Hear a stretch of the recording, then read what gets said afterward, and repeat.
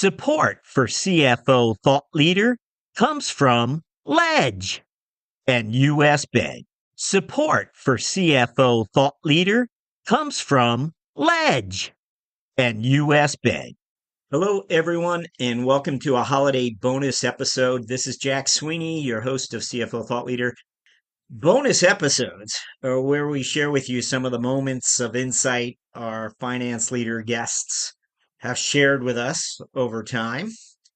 However, this holiday episode is perhaps a little different. The three finance leader stories we'd like to share with you have to do with their beginnings, their early beginnings, before they knew what debits and credits even were.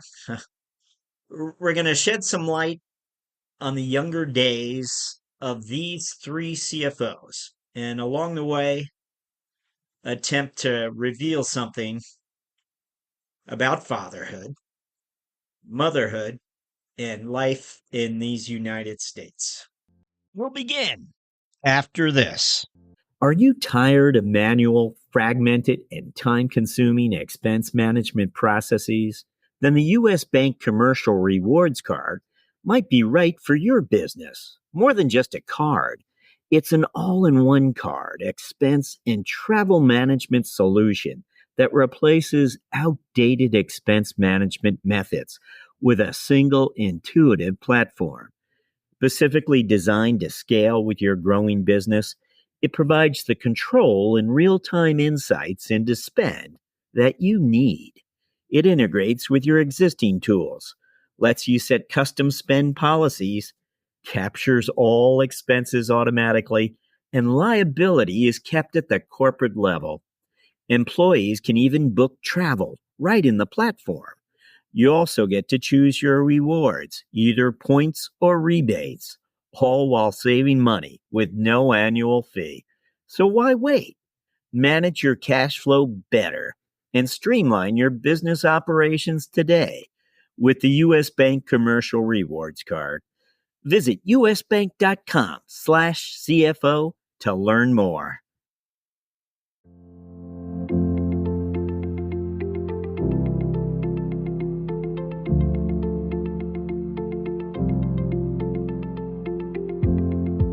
Our first finance leader story belongs to Scott Healy, who joined us back on episode 901 in May of 2023. CFO Healy began his professional life at Arthur Andersen back in the early 1980s.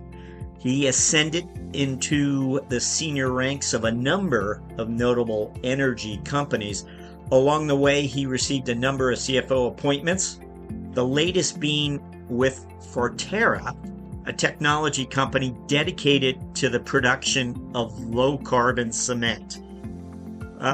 It's a wonderful episode. Again, it's 901.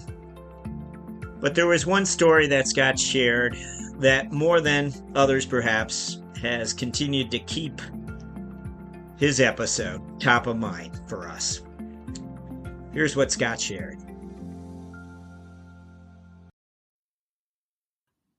So I would say I had a very interesting childhood where I had two very big influences on my life. I was very close to my father, and my father was a tough as nails Air Force colonel. If you've ever seen The Great Santini, which is a movie on a Marine colonel, my father was a little milder version of that. And I had a deaf brother who I got inspired by all the things he had to face in life. And so if you ask me on a personal habit that I'm used to, that I'd be known for, is my father instilled in me very early a belief in trying. My father would not let me use the word can't. If I used the word can't, he would always say the same line, which is, hey, you can always try and you'll be amazed about what you accomplish.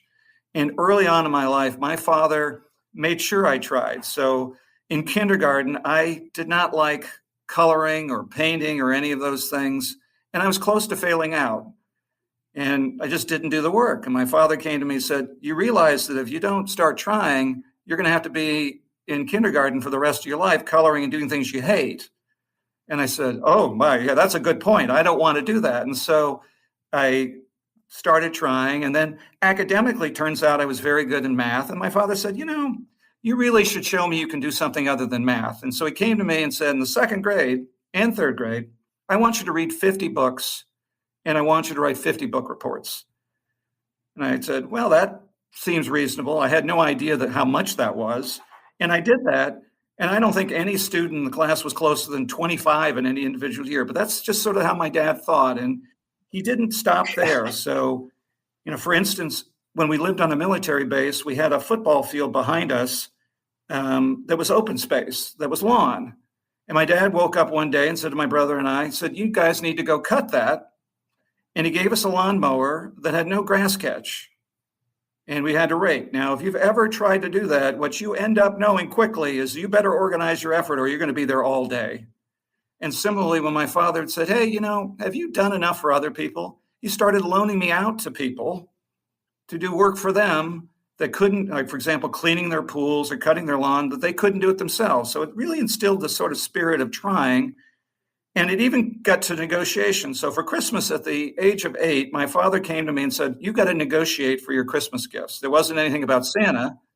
So I had to produce a list of gifts with the prices, which we went back and forth. And, fortunately, I was a good negotiator then and I got what I wanted, but it really instilled in me a sense of, doing things. And I carried from that really a joy in the process, which really in the whole idea of trying.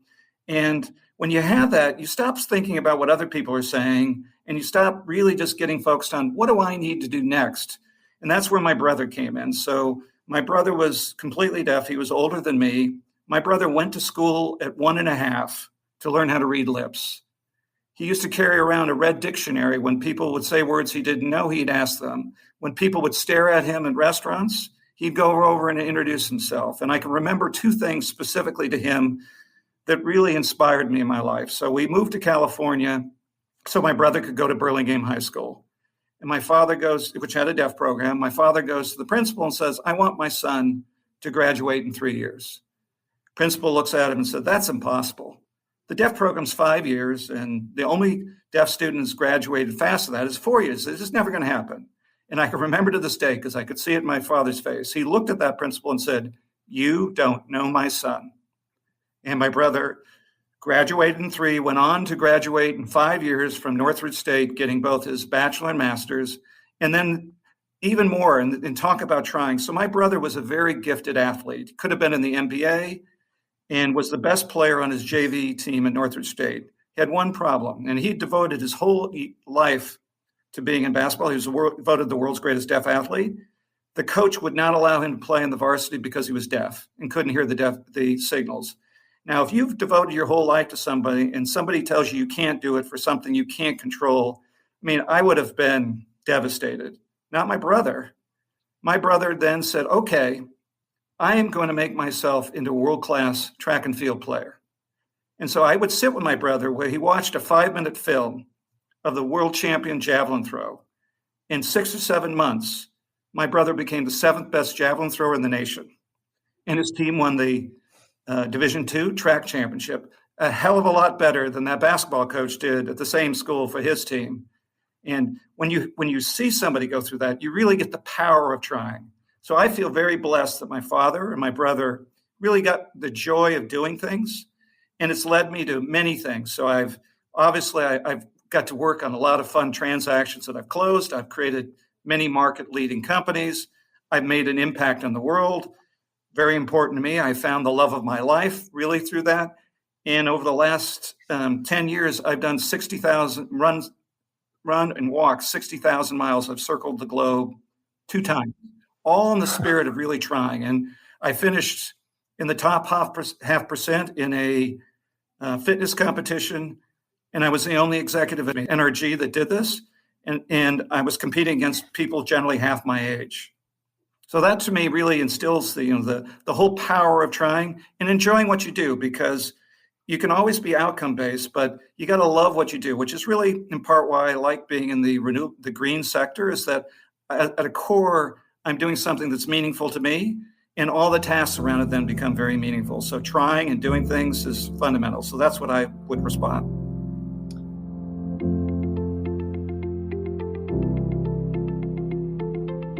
Thank you again to CFO Scott Healy of Forterra for joining us a while back. Our next CFO beginnings story was shared by Tracy Curley, who joined us on episode 834 while CFO of iSpecimen. It was recorded in September of 2022. Part of what we're about to hear was not featured on the original episode. We hope Tracy Curley will grant us some leeway here. We were saying goodbye as she shared this one last item with us. And only later did we realize the significance of what she shared as far as how it reveals the roots of her leadership and being a trailblazer as well as a mother. We have edited the clips in order to fit this format. But here is Tracy Curley. It's not just one experience, I would have to say, because in my background, I was a non-traditional student. And so I had some business experience before I went back to school and finished my degrees. I got my undergraduate in business administration and then my master's of accounting at Kansas State University. But, I was in an office situation doing accounts payable, accounts receivable, payroll, and so forth before I went back to school. That helped me then when I finished school and I went into public accounting. And I started actually in California, in Monterey, California, with a local accounting firm. And then I moved to Kansas City, where I was with KPMG.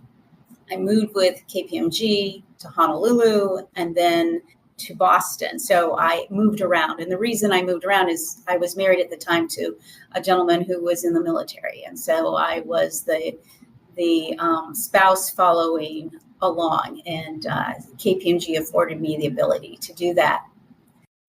Now, I noticed in your bio, you have a military chapter, or you were at West Point. So he was 2 years ahead of me. So he was a West Pointer as well. I left to get married. I decided I did not really want to have a military career and left and got married. I'm still in touch with my classmates. I go to class reunions because after 2 years, you build a bond that's, you really can't, you don't want to lose. And so middle of September, I'm going on a weekend with about a dozen of my women classmates for a long weekend, and then another one in November. My class has the distinction of having the highest attrition of women. And we, as we've gotten together as a class of women, have sort of debated and come to the conclusion that, so we were in the third class of women, so the first two classes of women were the women that were really there to prove themselves, that and our class was the first class of just general population women that said, oh, there's women at West Point. Hey, I'm patriotic. Hey, I wouldn't mind having a career in the military. And we were all very successful, legions and either, athletes or leaders in our class, or all three. I played band. I was in the band. I played the flute, and we would go on these summer trips as the band, and we would play. And we went to the academy, and at the time, I'm contemplating having to go to school, get student loans, and pay for my own education. I learned 4 years of free education and then 5-year commitment for a career. How do I sign up? And so we didn't think that we were trailblazers anymore because women were already there. And then we got there and we said, what is this sexism and gender crap? And, so we had the highest attrition rate of women. And then the institution had to step back and say, oh my God, what just happened here? And so they made some massive changes for the next year for women. And now they have women who are in Ranger School. They have over 100 women who have now graduated from Ranger School, which is just phenomenal to me, just phenomenal. So, yeah. So I'm really blessed. I have 2 children. One of them decided to become a CPA, and now he's a partner at KPMG. And so where he, he's working crazy hours, but he loves it. He enjoys it. And, he was never pressured to do that. My other child is an elementary art teacher. And so I'm really blessed that they know how important my career was to me, when I was raising them. And I wouldn't necessarily call it a personal habit, but I do try to respond to things, emails, within 24 hours. I'm not always successful with that, but that does mean sometimes I've got, a laptop in bed at night or early in the morning trying to catch up on emails. And I don't necessarily think I want to admit that, but that is a personal habit that my family is aware of and knows about me. We should mention that early last year, Tracy Curley was named CEO of iSpecimen, while she still retains her CFO title as well. We'll return after this. You know the feeling. A report deadline is looming, and your team is buried in spreadsheets with tasks like bank and payment processor reconciliations, journal entry prep, and cash flow reporting. But what if there was a better way? Ledge automates the tedious work that slows your team down, like high-volume transaction matching, journal entry creation, and even cash flow forecasting. Ledge glues all of your financial data together across your ERP, banks, payment processors, data warehouse, and more, and automates any workflow, no matter how complex or unique to your business. Get real-time cash flow visibility and make cash reporting and forecasting effortless while increasing controls and accuracy. And Ledge requires no IT or R&D resources. Ledge plugs right into your existing stack, so you can get set up in just a few hours. Imagine a world where your team can close the books faster with fewer resources. Imagine audit-ready data all year round. With Ledge, you can finally stop scaling headcount just to keep up with growth. Visit ledge.co, that's ledge.co, to learn more about how you can automate your finance operations without the heavy lift. Our next CFO beginning story is unlike any other we've come across. CFO Svai Sanford of Rani Therapeutics was featured on episode number 934. It was recorded in September 2023. Not unlike CFO Curley, his professional life began at KPMG. And just like Scott Healy and Tracy Curley, his is a story that can't be reduced to a bullet on a LinkedIn bio. Here is CFO Svai Sanford.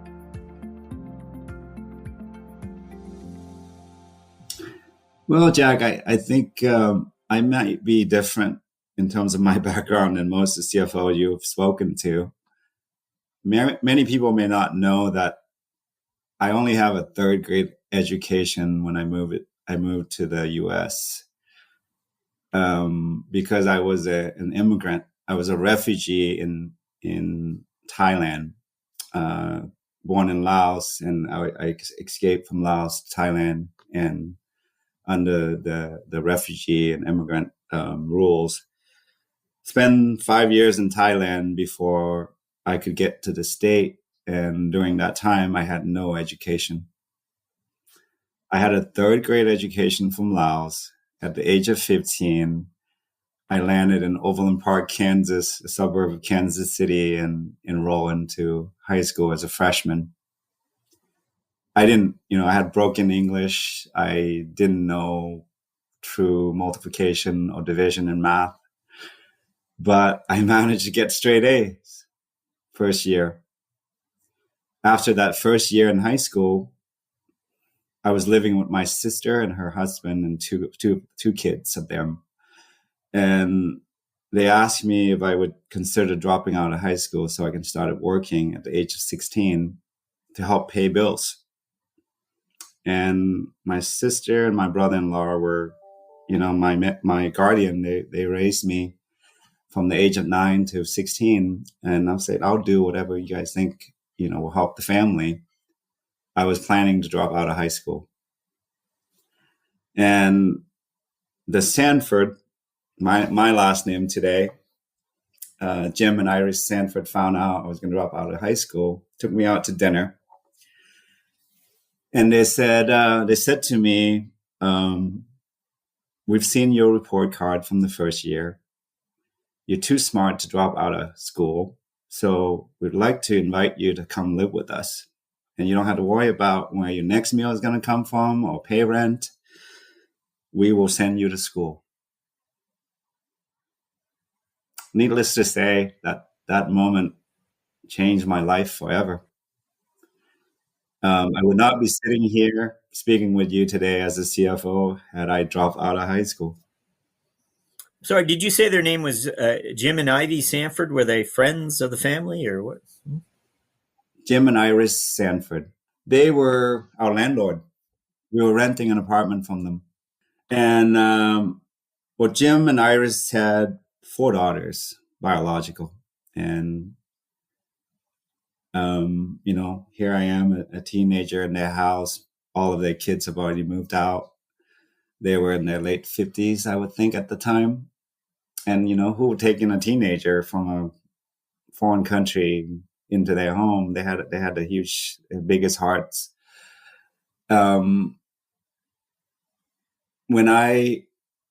After living with them for a year or so, they asked if I would consider taking their name because my, foster dad, Jim, was the only son, only kid in his family. The last name Sanford was gonna, and if no one takes it on, and he asked me if I would want to become a Sanford. And I, obviously couldn't say no. And he was a great storyteller. I wish I have a little bit of what he had. He was a minister at our church, and he always gave the best sermon on Sundays. But the one thing that he said to me that resonate too is that he said that the name has never been in jail, so make sure you you don't mess it up. And I think I made him proud. He passed away about 11 years ago. Oh, wow. What a lovely story. Unusual. We don't always hear about people like that. Originally, why Kansas? Why did your family land there? Family members. So my brother-in-law had 2 older brothers. They escaped during the Vietnam War, and they immigrated to the U.S. and they just happened to land in Kansas City. And so then, the mission for us, I was 9 years old. I had another sister that was maybe 4 years older than me at the time. And then my sister who was married to my brother-in-law who was older. The 4 of us walked across the border from Laos to Thailand. And we had to go through, creeks and stream to avoid the landmine that were planted during the war. And I got to Thailand. It was the first time I saw a car. We hitchhiked, and I remembered my sister, my middle sister, threw up all over me because she got car sick. So that's how we got, the mission to come to the U.S. started then.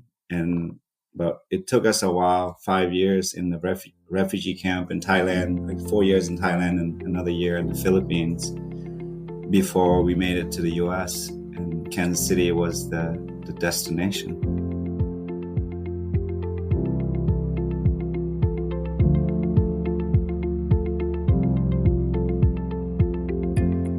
Kansas City was the destination.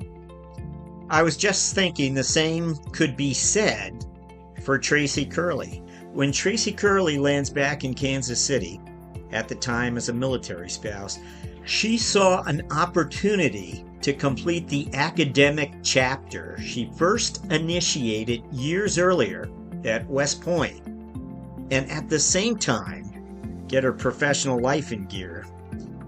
Interestingly, when Tracy Curley graduates with a bachelor's and a master's degree from Kansas State in 1989, Svai Sanford enters Kansas State 2 years later in 1991. They probably shared the same accounting professors. What's more, when Sanford joins KPMG's Kansas City offices in 1996, he misses Curley just by 2 years, who after 4 years in KPMG's Kansas City office had relocated to Honolulu. Perhaps they worked for the same KPMG partner. It might seem hardly worth speculating on these things, but the point is, Kansas City was the destination and the place where two future finance leaders found their professional footing and got on track. Thanks for listening. Enjoy the holiday.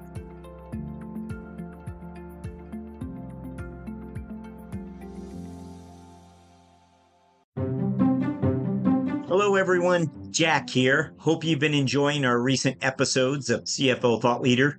Please know that I don't take for granted this opportunity to serve you. Your time is valuable, and of course, so is the time of our CFO guests. I'll admit to you on certain weeks, I will pinch myself and say, hey, I get to do this for a living. I speak to all these impressive leaders. Undoubtedly, there are more aggressive interviewers out there, some who leave no stone unturned. But our swim lane is for finance leaders only. And those finance leaders have a unique style of leadership, one that is rooted in the burden of trust. In light of this, finance leaders must take great care not to forfeit this trust as they step into the role of being a more expressive leader. And that is what CFO Thought Leader is really about. That's why I try to remind myself week in, week out, how fortunate I am. Still, I need your help. Tell us what we're doing right. Tell us what we're doing wrong. Email me your comments at jack@cfothoughtleader.com. And please visit cfothoughtleader.com. You'll find a listener survey right on the nav bar. As always, thank you for listening.